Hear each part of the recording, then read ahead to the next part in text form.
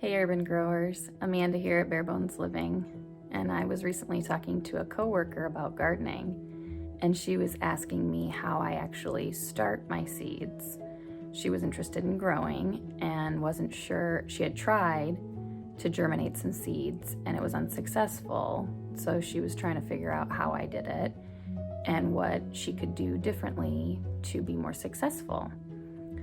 So I figured I would make a video because I still have some seeds that I need to germinate, and I thought I would show you guys what I do to germinate seeds and how different size of seeds need to be planted differently and how you can alter maybe your practices or use this towards your own growing. So I actually start all of my plants from seed. Sometimes things germinate better than others.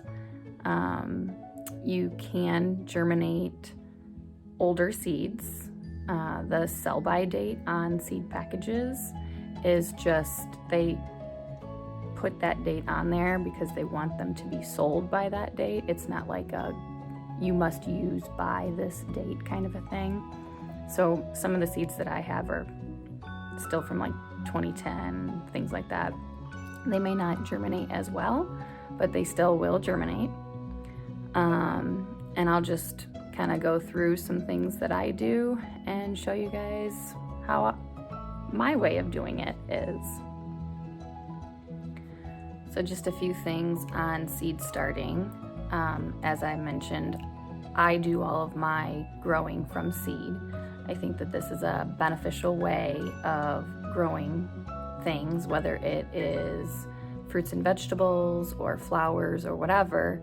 I think it's much better to get a package of seeds and grow from that than to go to like a box store and buy started plants, because when you're buying a started plant, you're paying like $3 or $4 for a single plant that's, I don't know, 3 or 4 inches tall, and that's just that one plant. Or maybe you buy a 6-pack of plants, but they're single, just 6 plants for, I don't know, sometimes they sell them for like $10 or something like that. But when you start from seed and you buy a seed packets come with 25, 50. Lettuce seeds come like thousands of seeds in just one package. And most seed packages are, I don't know, $2 or $3, and you have an opportunity to grow 25 plants or 1,000 heads of lettuce. So that is just a cost-saving measure. Another thing that you can benefit from with doing seeds is that you actually control what varieties that you get, which in my mind is very exciting, because I don't have to just go to the store and say, what do they have that I can grow? Instead, I get to decide myself, and I say, I'm gonna look through this seed company's catalog, and I know I want a tomato, but I don't want the tomatoes that this store is offering for me. And they offer maybe, 5 different varieties. I want this purple tomato that's an heirloom and that's organic. Things like that, or a specific hybrid that I would like to try. Or, the stores only sell started plants in the spring and a little bit into the summer. But really, you can grow plants depending on their hardiness and your zone of planting. I've been growing and harvesting lettuce and kales and things like that all winter. I've got spinach and lettuces growing currently. I've just started carrots. And it's April 24th. Root vegetables you can't usually find in a big box store. Things like radishes and carrots and things like that, you're not really going to find those in the store because they don't transplant well. Not that you can't transplant them, but they just don't transplant well and they may not survive. So those kinds of things you have to start from a seed. So those are just a couple of things right off the bat that I think are beneficial to starting with seed. You have more variety, you have control over it, you get to decide what you get to plant and what you get to feed your family or what you get to see growing in your yard, and you get to decide when that happens. Also, the big box stores will stop selling plants, and it's still summer, and you can grow, like I said, grow all the way through in my area, in the Chicagoland area, which we have very high highs and very low lows. And from one week to another, you can be 92. I think last year our record was 92 one week to 20 something the next. So I live in a very volatile temperature area, but I can still grow through the winter if I wanted to. I tend to get a little bit more lazy in the winter because it's darn cold outside, but you can continue to grow things for your family to consume throughout the year, but that's because I'm growing it myself and I'm not depending on the companies to be sprouting these fruits and vegetables for me, or these lettuces or these root vegetables or whatever. And it's not marketable because most people just don't think to do that, because it's been kind of drilled in our head that gardening can only be in the summer or the early spring. So those are just a couple of the things that I would like to address and debunk, and a couple of the things that I think are beneficial for starting from seed. I also use potting soil in all of my seed starting, and that's because it is formulated to be nice and light and fluffy so that the roots can establish very well. It's easy for the roots to grow through something that's light and fluffy. It also potting soil comes with nutrients in it, so those seedlings, when they start, there's some nutrients in the dirt already that they can feed off of and grow stronger. I also bottom water, and I'll show you what I mean by that, but I have them sitting, it's like a double stack system, and I have them sitting in water so that the plants themselves, the roots, they want to grow down into that water, and so they'll grow deeper, stronger roots, and they won't succumb to disease from being top watered. So let me show you what I'm talking about. So this is what I was referring to with the two tray technique. These that I have here, I have 8 individual little pots here that I sprout my seeds in, and these have holes in the bottom of them for drainage and for roots to grow through. So that's where all the water would come up through those holes. And then this bottom, and I have them sitting in this bottom tray so that I can fill this with water, and it'll hold in the bottom of this tray and come up through the soil and wet the soil from the bottom up. And again, that'll cause the roots to grow down because they want to get into this water. And I would have more water in there than this. I'm just planting these now. So as you can see, I have these all ready to go. These have not been planted yet. I just put in the potting soil, and you can see that it's very wet. I have saturated the soil so that when I plant them, when I put in the seeds and I cover them up with soil, they will already have been watered, and I won't disrupt the seeds by watering them from the top or the bottom or anything like that. Everything's already watered. And you by no means need to have this exact setup like I do. Last year I planted all of my onions in an old Tupperware container that I was no longer using anyway, and I just put in some drain holes and filled the whole thing with dirt, and I grew all of my onion starts in like one of those big long Tupperware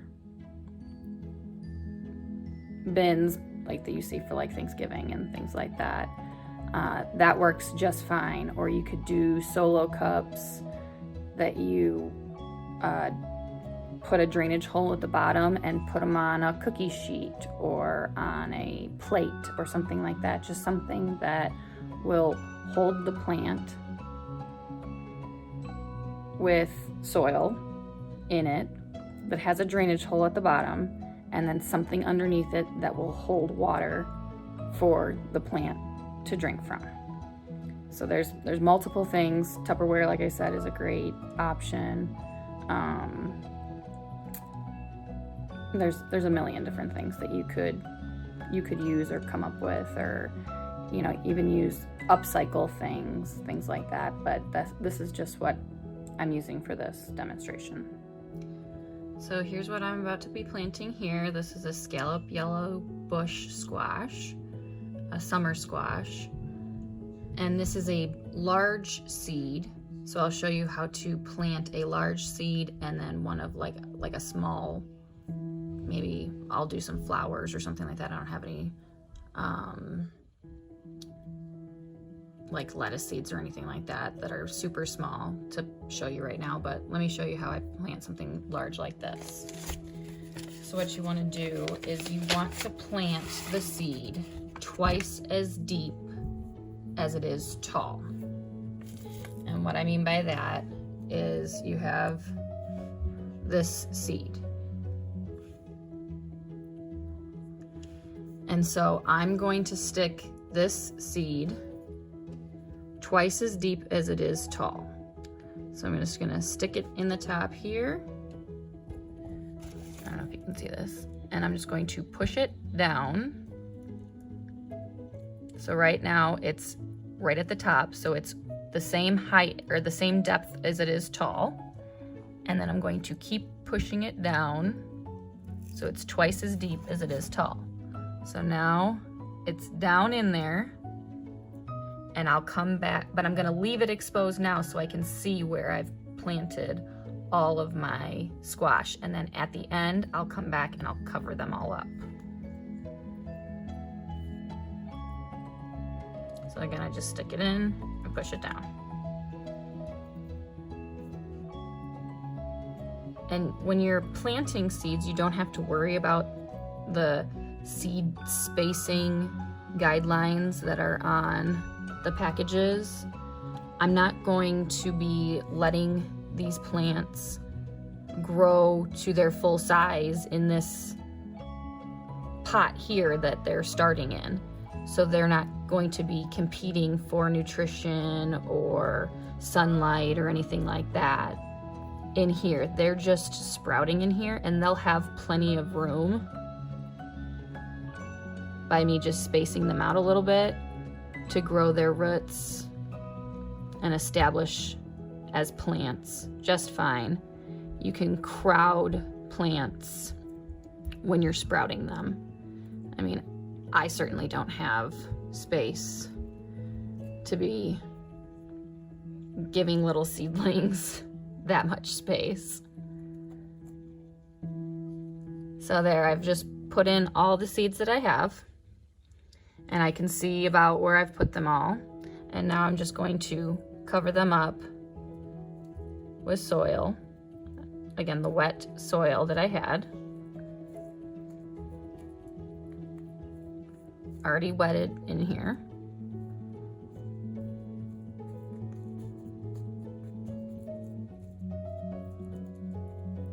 Cover them up with soil.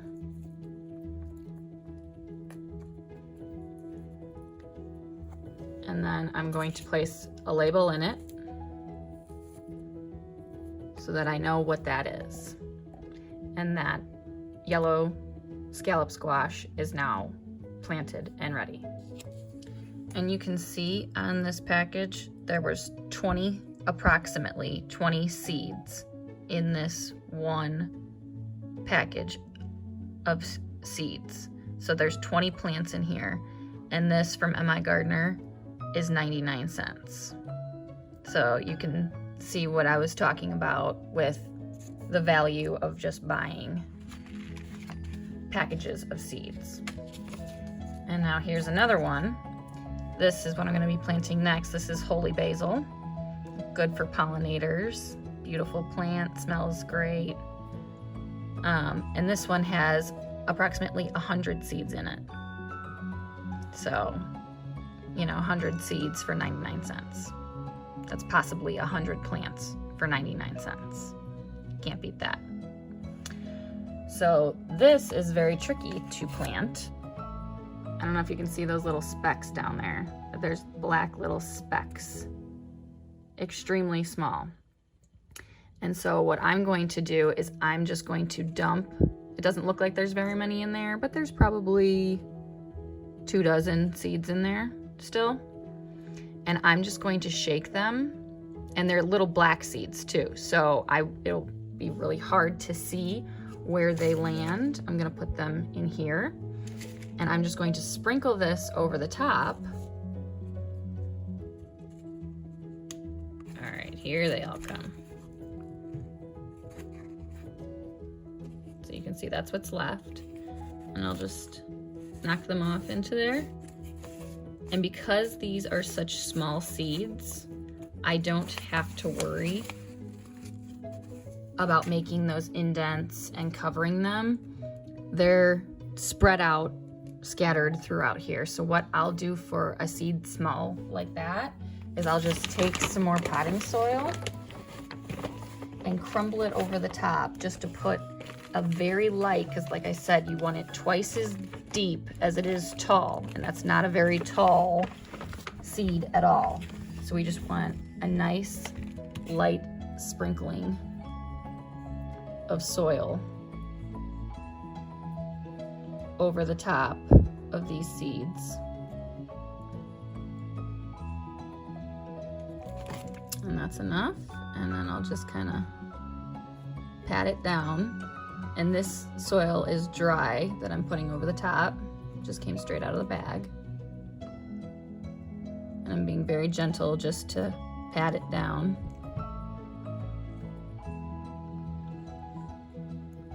And then I'll just rub my fingers along the edge there just to make sure that I don't have any of the seeds still on me. And there we go. Now that one is planted, and I'll put a marker in that one as well to identify it. Thank you guys for stopping by today and joining in on our journey here at Bare Bones Living. We'll catch you on the next one.